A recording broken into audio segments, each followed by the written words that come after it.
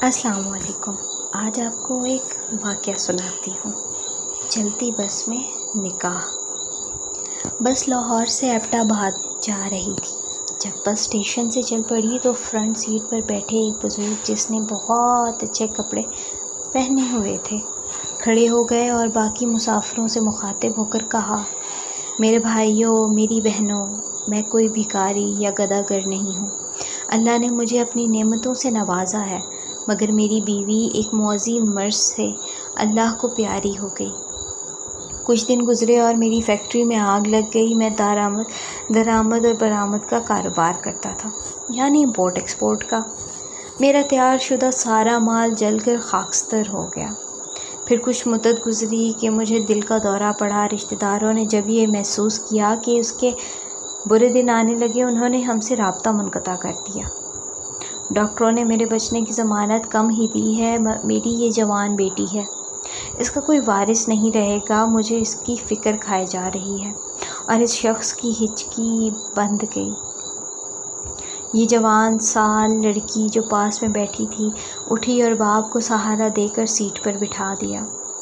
بس کی پچھلی سیٹ سے آدمی کھڑا ہو گیا اور کہنے لگا، میرے 2 بیٹے ہیں، ایک ڈاکٹر ہے، اس کا نکاح ہو چکا ہے، اور دوسرا یہ جو اس شخص کے آگے بیٹھا ہوا ہے انجینئر ہے، اس کے لیے دلہن کی تلاش ہے۔ میں اس بزرگ سے درخواست کرتا ہوں کہ یہ اپنی بیٹی کا نکاح میرے اس بیٹے سے کر دیں۔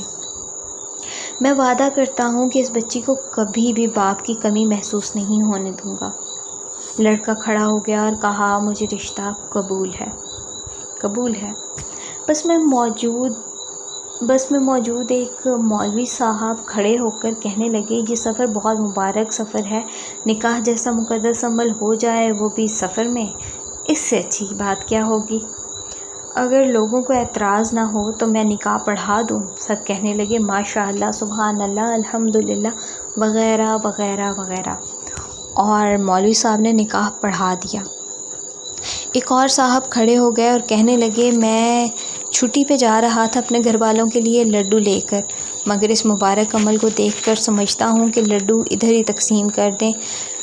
اس نے دلہن کے باپ سے مخاطب ہوتے ہوئے کہا۔ دلہن کے باپ نے ڈرائیور سے کہا، ڈرائیور میاں 5 منٹ کسی جگہ بس روک دینا تاکہ سب مل کر منہ میٹھا کر لیں۔ ڈرائیور نے کہا، ٹھیک ہے بابا جی، کیوں نہیں۔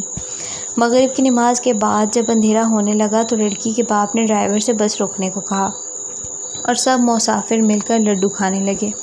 لڈو کھاتے ہی سب مسافر سو گئے۔